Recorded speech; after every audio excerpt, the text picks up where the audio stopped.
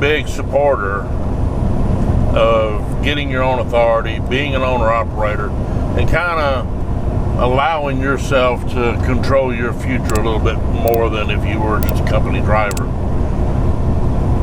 It, like anything else, it has its ups and downs.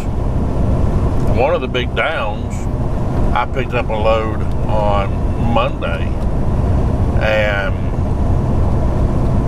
delivered it to Lexington, North Carolina, Tuesday morning, 7 a.m. I was actually about an hour early getting there. Hour and a half. And I got unloaded, but the way it worked out, I had to do split sleeper on my clock, and that really kind of messed me up, because whenever I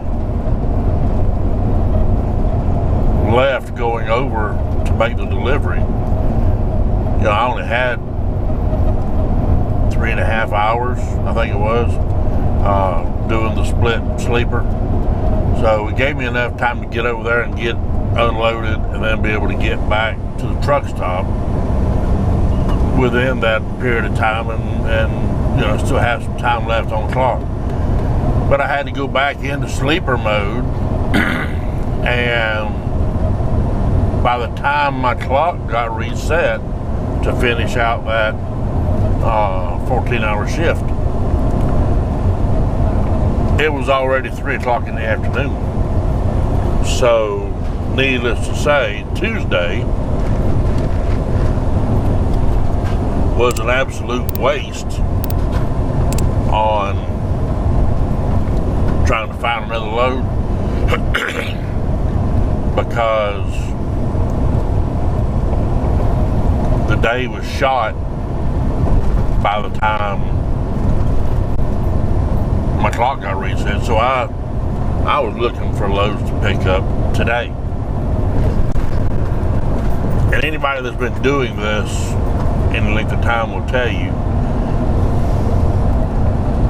where the freight comes out of kind of goes in cycles and it moves around. What's busy today and even yesterday may not be busy tomorrow, and so you really have to watch it. But I mean, it absolutely just died in the eastern part of North Carolina. I can go look on the DAT board and it shows about an equal number of loads going into North Carolina and out of North Carolina, but there's a caveat to the data you get on the DAT board where it shows out. That's the number of loads is not only going outside the state, it's also being moved around within the state.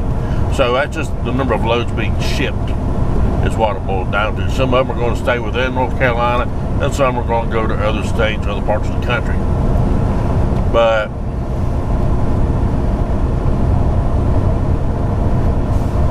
you really have to kind of watch where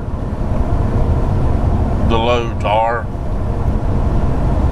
And it's like Texas. Texas always shows, almost always shows, a lot of loads leaving. But that's misleading because there's a ton, I mean a ton of freight that moves around just within the boundaries of the state of Texas. There's, my experience when I've been out there, there's not that much percentage-wise leaving the state as there is moving around within the state. So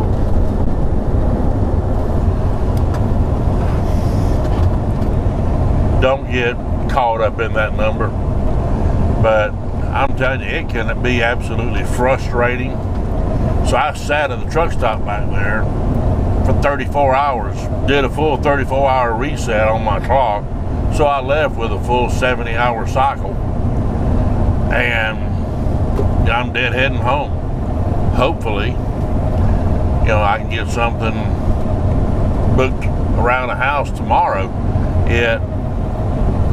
It looks like, looking at the DAT board and looking at some of the other brokers like Convoy and C.H. Robinson and Coyote, things like that. I really don't do that much with Convoy. I might take maybe 2 or 3 loads a year with them, if that. But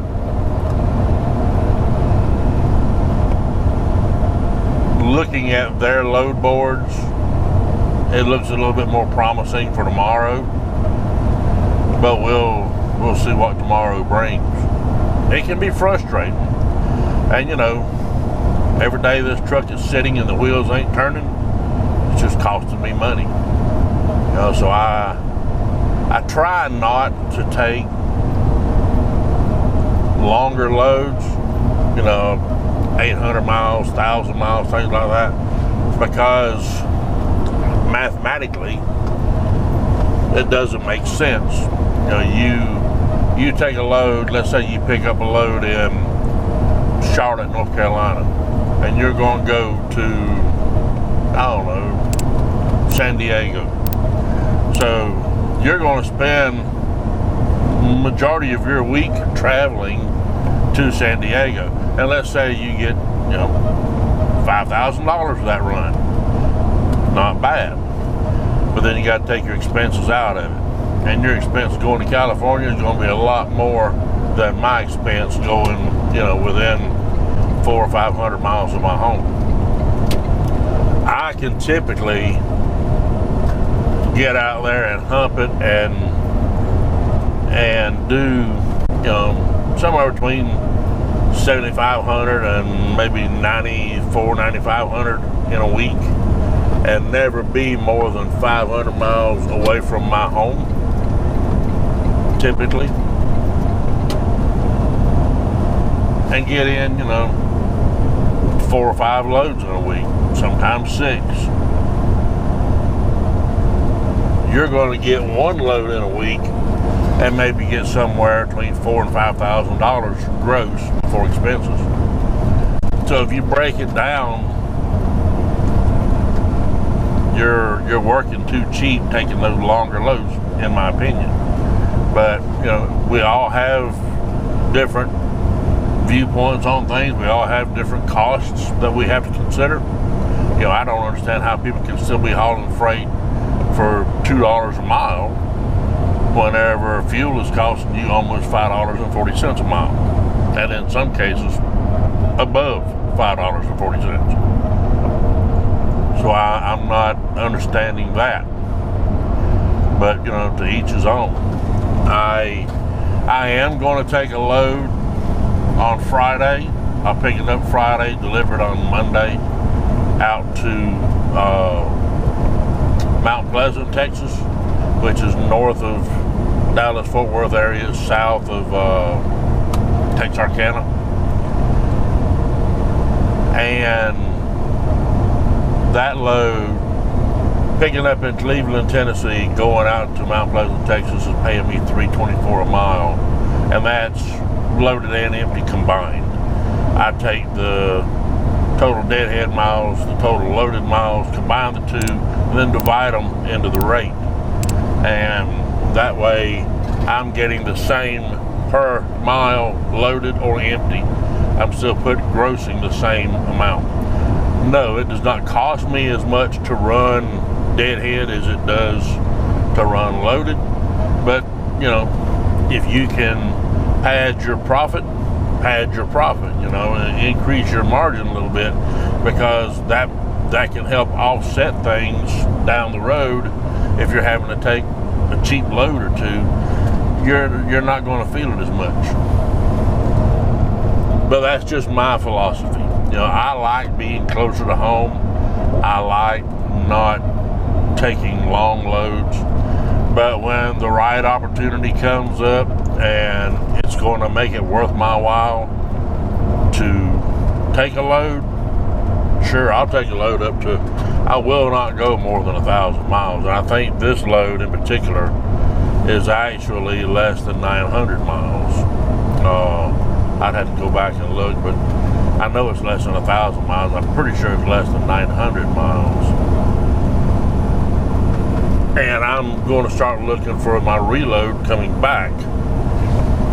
You know, odds are I'm going to have to take a slightly lower rate coming back, but not necessarily. It just depends on what I'm able to find and the kind of rate that I'm able to negotiate. $3 a mile and above is not unreasonable at all, especially these days. 2 years ago, $2 a mile was fine. $2.50 a mile, okay. $3, you're doing great. But, you know, maintenance costs have increased, and fuel costs have increased. I'm sure the price of tires has increased, and you know, everything just keeps going up. You can't operate for the same rate that you were running on 2 years ago. But I'm getting off topic. You know, it gets really aggravating whenever you sit looking for loads, looking. You're looking at that board, you're looking at C.H. Robinson, you're looking at Coyote and all these others, J.B. Hunt, and you're trying to find freight and trying to find freight that's going to pay the kind of rate that you want and the kind of freight the kind of rate that you need, and you can't find anything. I did find one load through Nolan, and we couldn't get together on a rate. You know, they were at like, I think 1,400, which was okay. I mean, it's up there getting close to $4 a mile, but given where it had to go, it was worth a little bit more. So, you know, we wound up being about $130 apart. But, you know, something else will come up down the road and I'll take another load with them. I've not ever done that much with Nolan. I probably do most of my stuff with C.H. Robinson, Coyote, and the DAT board. That's probably the three most common places. I've looked at this Truck Smarter app, and it's all right, but it's, in my opinion, it's lacking in a lot of ways. It should be more robust, and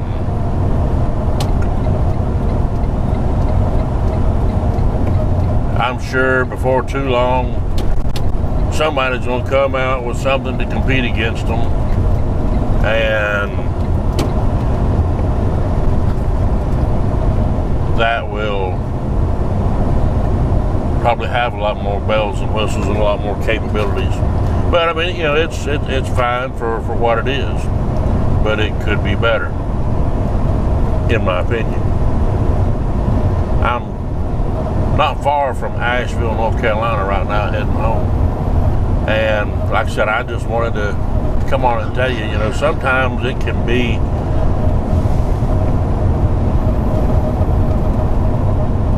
kind of depressing in a way, kind of discouraging whenever you spend so much time trying to find freight, and you know, it's nothing more than being in a bad area usually.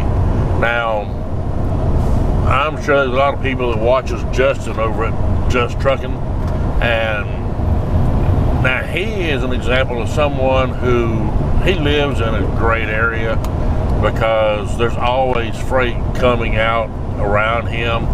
I would feel very comfortable in saying that Justin can pretty much find a load anywhere within 100 miles of his house most of the time, probably 85% of the time or more. Yeah, he's going to have slow times. He's going to have times where he can't get good loads from around his house. But all in all, I'd say he does pretty well with securing loads from within, say, 50 miles of his home. But anyway,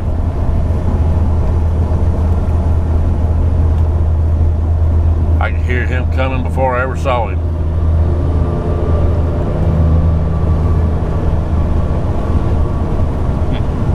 He's getting after it now. I got to slow down, heading up this mountain and 55 mile an hour. And these North Carolina troopers will pull you over and write you up if you're not staying within the speed limit going up this mountain, especially if you're in a big truck. So anyway, I'm going to be most likely taking that load going out to Texas.